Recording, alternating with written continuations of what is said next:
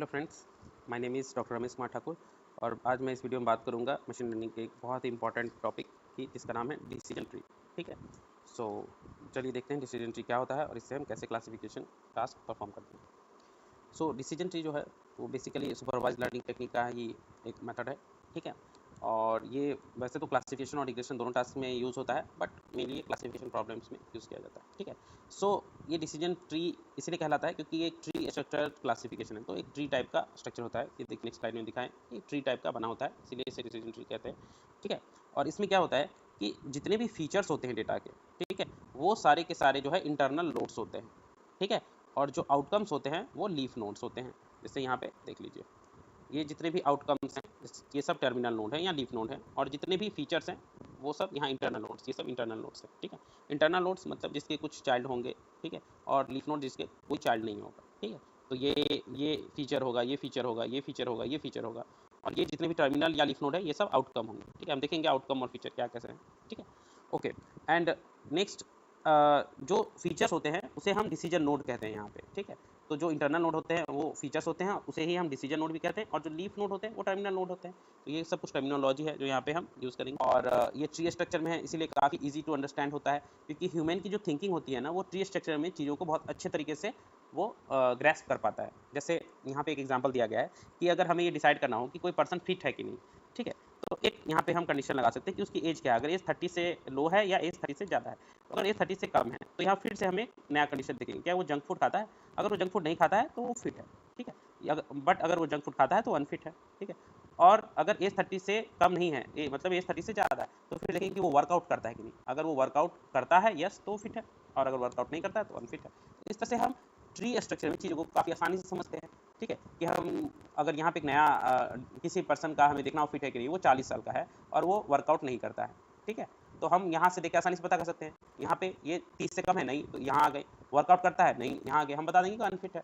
तो चीज़ें काफ़ी आसानी से समझ में आ जाती है। ठीक है, और ये ट्री हमें अच्छे से समझना होगा डिसीजन ट्री के लिए, कि यही ट्री बताता है कि किस तरह से चीज़ें हम डिसीजन ट्री में करते हैं। तो किसी भी डेटा सेट में क्या होता है, फीचर्स होते हैं, तो ये सारे फीचर्स हैं। रूट नोड भी फीचर है, ये इंटरनल नोड्स फीचर है, और इसी इंटरनल नोड्स को डिसीजन नोड भी कहते हैं। देन ये आउटकम, जैसे ये अनफिट, फिट, ये सब आउटकम है। तो ये आउटकम क्या है, एक एक टर्मिनल नोड है जिसे हम लीफ नोड भी कहते हैं, लीफ नोड। ठीक है, सो डिसीजन नोड और फीचर, ठीक है, टर्मिनल नोड और लीफ नोड और आउटकम, इस तरह से ये सब सेम चीज़ें हैं, हमें समझनी होंगी। तो हम टर्मिनल नोड कहें, लीफ नोड कहें या आउटकम कहें, एक ही बात है, और डिसीजन नोड कहें, इंटरनल नोड कहें या फीचर कहें, एक ही बात है, इंटरनल नोड। ठीक है, तो इस तरह से ये सारे टर्मिनोलॉजी डिसीजन ट्री में काफ़ी इंपॉर्टेंट है। नेक्स्ट हम देखते हैं कि जो कौन से एल्गोरिदम हम इस्तेमाल करेंगे। तो बहुत सारे एल्गोरिदम होते हैं डिसीजन ट्री के, तो यहाँ पे जिसकी हम बात करेंगे वो है ID3, जिसका फुल फॉर्म होता है इटरेटिव डाइकोटोमाइजर 3। ठीक है, अब इसका नाम ऐसा क्यों, इटरेटिव इसलिए क्योंकि ये एक लूप में काम करता है। ठीक है, सो ये इटरेट करता है, और डाइकोटोमाइज का मतलब होता है डिवाइड। सो एक लूप में ये जो है वो डिवाइड करते जाता है डेटा को 2 या मोर देन 2 पार्ट्स में, देख रहे हैं, ऐसे ऐसे करके डिवाइड करता जाएगा। तब तक डिवाइड करेगा जब तक सारे फीचर्स जो हैं वो इसमें एग्जॉस्ट ना हो जाए और हमें टर्मिनल वैल्यूज ना मिल जाए। ठीक है, ओके, देन इसका इन्वेंट जो है, जो इसकी खोज की थी वो रॉस क्यूलर ने की थी। ठीक है, और ये टॉप डाउन ग्रिडी अप्रोच है। ठीक है, हम ऊपर से नीचे तक ग्रिडी वे में जाते हैं। अब वो ग्रिडी वे में किस चीज़ की ग्रिड पे जाते हैं वो हम देखेंगे कि वो इन्फॉर्मेशन गेन होता है और कैसे होता है, नेक्स्ट स्लाइड में देखेंगे। और अगेन ID3 जो है वो मोस्टली यूज होता है क्लासिफिकेशन टाइप ऑफ प्रॉब्लम के लिए। ठीक है, तो यहाँ इग्रेशन की बात हम नहीं कर रहे हैं। ओके, सो जो मेट्रिक है, जो ग्रीडीनेस है, वो कैसे हम इसमें इंप्लीमेंट करते हैं। तो जो मेट्रिक है वो होता है इन्फॉर्मेशन गेन, जिसके बेसिस पे हम सेलेक्ट करते हैं कि किस नोड में कौन सा फीचर रहेगा। ये तो हमें समझ में आ गया कि इंटरनल नोड में जो है वो एक एक फीचर रहेगा। ये एक फीचर है, मान लीजिए F1, ये F2, ये F3, 3 फीचर है, ये आ गए। ठीक है, और ये सब लीफ नोड है। ठीक है, आउटकम है। ठीक है, ये सब आउटकम है। तो बट F1 में कौन सा फीचर रहेगा, F2 में कौन सा फीचर रहेगा, F3 में कौन सा फीचर रहेगा, ये सबसे टफ टास्क है। तो इसी के लिए जो मेट्रिक हम यूज़ करते हैं उसे कहते हैं इन्फॉर्मेशन गेन, और शॉर्ट में इसको कहते हैं IG।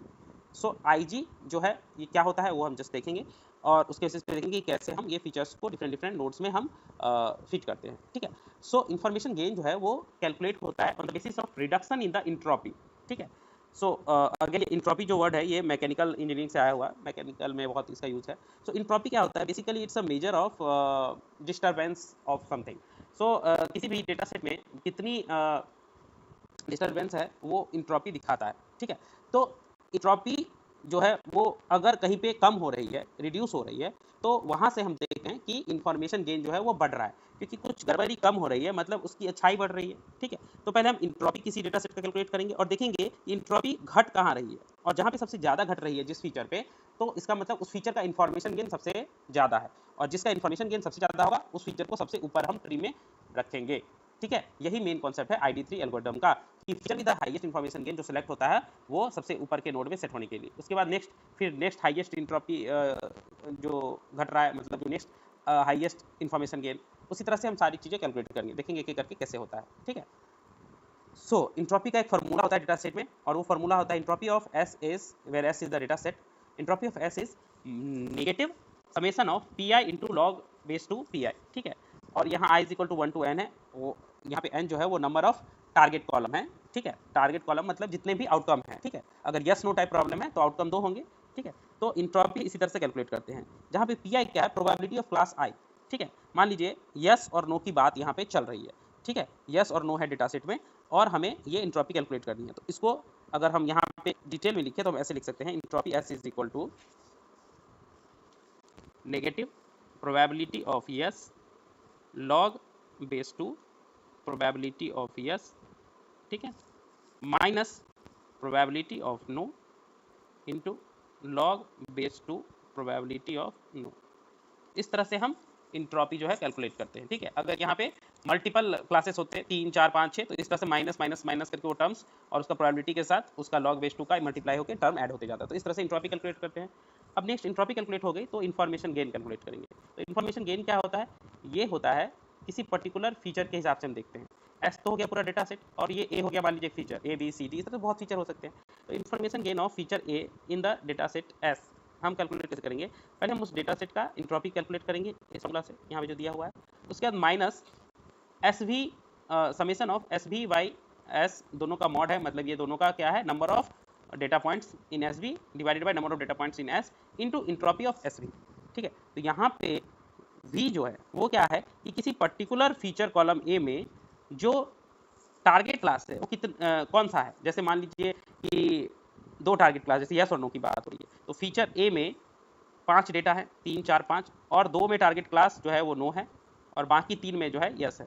ठीक है, तो एक बार हम जो है एस वी लेंगे एस यस, और एक बार जो है एस वी लेंगे एस नो। ठीक है, और इस फॉर्मूला को अगर हम इस ए फीचर के हिसाब से लिखें तो इस केस में क्या हो जाएगा, इंट्रॉपी ऑफ एस माइनस, यहाँ समेशन है, मतलब अगर मान लीजिए एस नो में बात चल रही है तो 2 ही है, तो एक बार हम लिख देंगे S yes by S and entropy of S yes and minus S no by S and entropy of S no. ठीक है, तो इस तरह से ये कंप्लीट फार्मूला हो जाएगा फॉर 2 टारगेट कॉलम या 2 क्लासेस। ठीक है, तो इस तरह से हम इन्फॉर्मेशन गेन कैलकुलेट करेंगे अगर 2 टारगेट कॉलम हो तो। इसी तरह से 3 4 5 के लिए भी ये फार्मूला थोड़ा लंबा होता जाएगा, बट इन्फॉर्मेशन गेन ऐसे ही कैलकुलेट होगी। तो बेसिकली ID3 एल्गोरिथम के स्टेप्स यहाँ पे पहले देख लेते हैं। ID3 एल्गोरिथम क्या करता है कि हम एक एक करके सारे फीचर के इन्फॉर्मेशन गेन निकालेंगे और देखेंगे कि जिस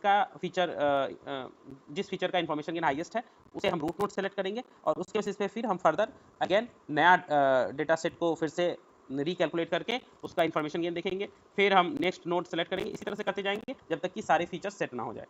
ठीक है, तो अब देख लेते हैं एग्जांपल। ये एक डेमो एग्जांपल है किसका, कोविड-19 जो हुआ था उस टाइम में डिफरेंट फीचर्स के बेसिस पे किसको कोविड है और कोविड नहीं है उसके बेसिस पे ये 14 पर्सन का डेटा है। ठीक है, सो हम यहाँ पे देख सकते हैं कि एक फीचर है फीवर, एक है कफ, एक है ब्रीदिंग इश्यू, और ये है कि वो इन्फेक्टेड था कि नहीं। ठीक है, सो बहुत सारे इसमें हो सकते हैं फीवर या नो या यस, फीवर था या नहीं था, कफ नो या यस, ब्रीदिंग इश्यू नो या यस, उसके इस पे वो इन्फेक्टेड था कि नहीं, ये टारगेट क्लास हो गए। ठीक है, तो चलिए देख लेते हैं कि हम इस डेटा सेट में कैसे ID3 एल्गोरिथम लगाते हैं। तो सबसे पहले हम इंट्रॉपी कैलकुलेट करेंगे इस डेटा सेट की।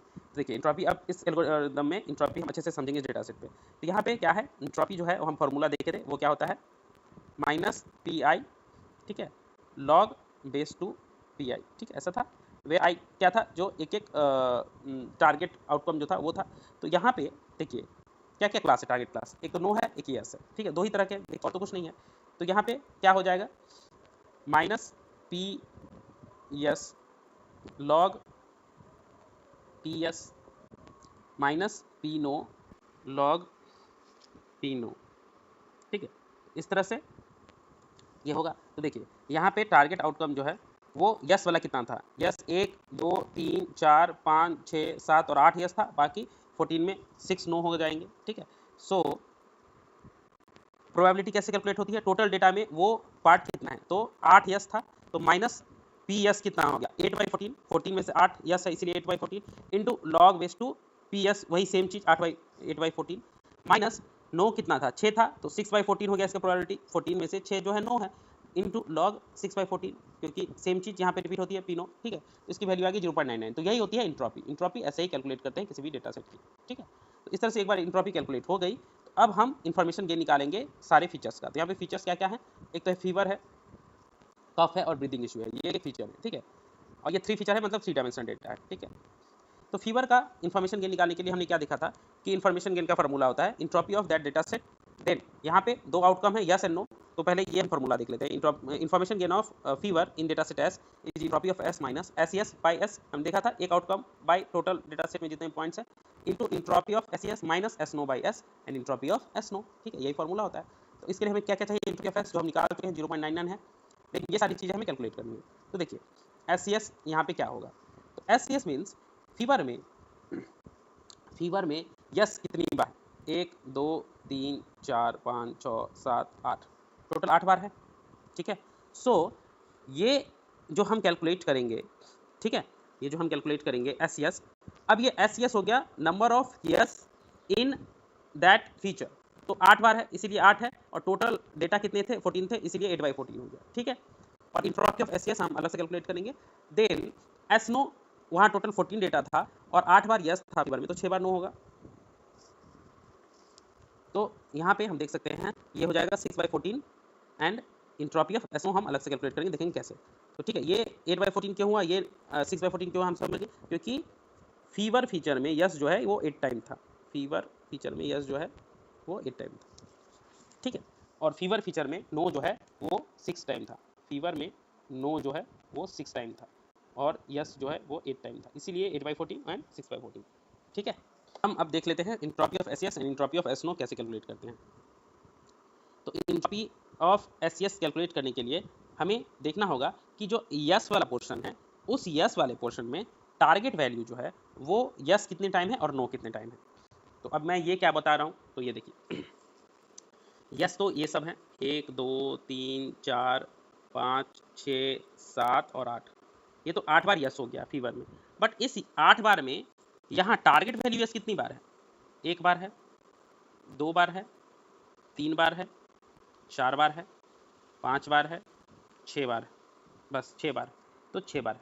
इसका मतलब यहाँ पे फॉर्मूला लगेगा कि 8 जो यस था उसमें से टारगेट वैल्यू 6 बार यस था, तो माइनस 6/8 इंटू लॉग 6/8 माइनस जो हमारा 8 बार यस था फीवर में, उसमें नो कितनी बार था टारगेट वैल्यू 2 बार, तो माइनस 2/8 इंटू लॉग 2/8, ठीक है, जो इंट्रॉपी का फॉर्मूला होता है, ठीक है। तो इस बार हम यस वाले चीज़ों को एक साथ लेके उसको एक डेटा सेट बना के इंट्रॉपी का फॉर्मूला लगा दिए, ठीक है। तो ये 8 जगह यस था, उसमें से 2 जगह नो था टारगेट वैल्यू और 6 जगह जो है यस था, ठीक है, टारगेट वैल्यू। तो टारगेट वैल्यू की बहुत ज़रूरत होती है, आगे में टारगेट वैल्यू की संख्या होती है, ठीक है। सिमिलरली नो वाले केस में जब फीवर में नो था, ठीक है, तब उसमें टारगेट वैल्यू यस कितनी बार था और नो कितनी बार था, तो वो भी चलिए यहाँ से देख लेते हैं। फीवर में 1 2 3 4 5 6 बार नो था, तो यहाँ टारगेट वैल्यू यस कितनी बार है, ये तो नहीं है, ये भी नहीं है, ये 1, देन ये भी नहीं, ये 2 बार यस है, बाकी नो है। सो फीवर में टोटल 6 बार नो है, उस 6 बार नो में टारगेट वैल्यू 2 बार यस है, इसीलिए माइनस 2/6 लॉग 2/6 माइनस जो फीवर में नो 6 बार है उसमें से टारगेट वैल्यू 4 बार नो है, ठीक है, तो इसलिए माइनस 4/6 इंटू लॉग 4/6। तो ये इंट्रॉपी ऑफ यस नो हो गया, ये वी है मतलब यस नो, और ये इंट्रॉपी ऑफ यस हो गया, जो हम यहाँ इन 2 जगहों पर सेट करेंगे, ठीक है।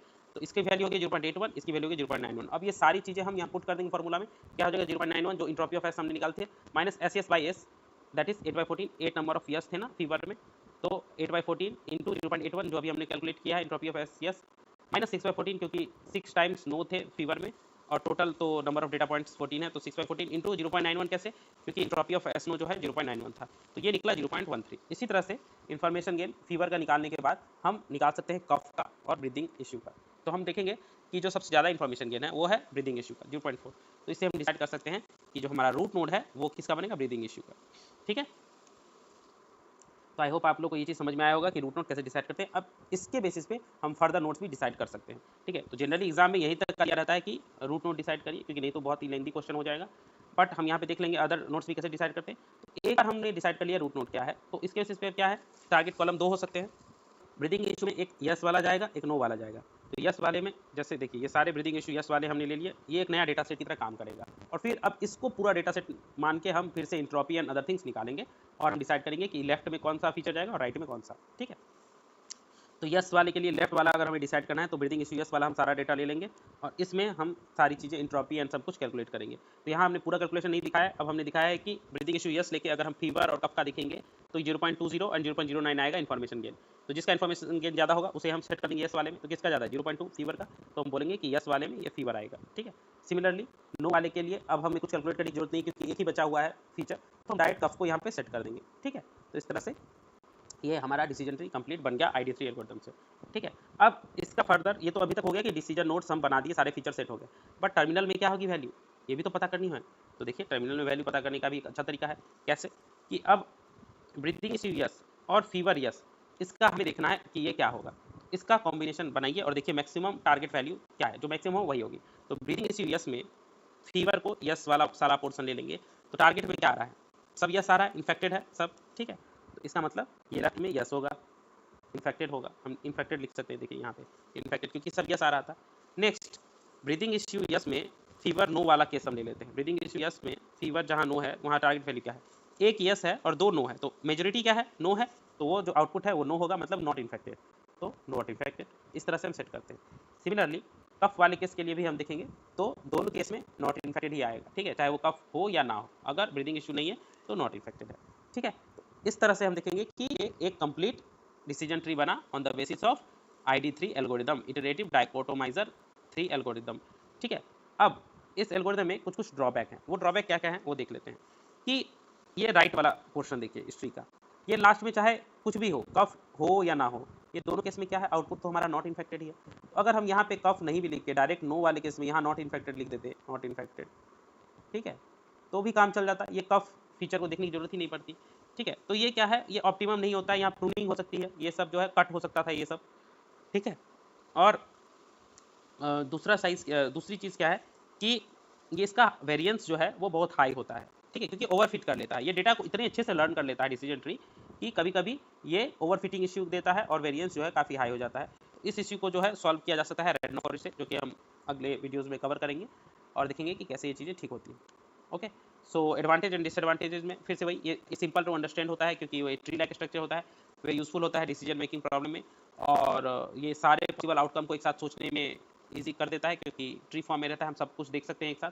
देन यहाँ पे डेटा क्लीनिंग की रिक्वायरमेंट बहुत कम होती है, बट यहाँ पे कुछ डिसएडवांटेजेस भी है क्योंकि हर एक चीज़ में डिसएडवांटेज भी होता है। सो यहाँ पे लेयर्स जो है बहुत सारे रहते हैं, तो ये थोड़े से कॉम्प्लेक्स हो जाता है, ओवरफिटिंग इशू होता है क्योंकि डेटा को बहुत अच्छे से लर्न कर लेता है, जिसे हम रैंडम फॉरेस्ट से सॉल्व कर सकते हैं। और ये थोड़ा कंप्यूटेशनल कॉम्प्लेक्स भी हो जाता है। ठीक है, क्योंकि अगर ज़्यादा नंबर ऑफ क्लासेस बढ़ाएंगे तो हमारे ब्रांचेस जो हैं सो ज़्यादा हो जाएंगे, सो कॉम्प्लेक्सिटी बढ़ जाएगी।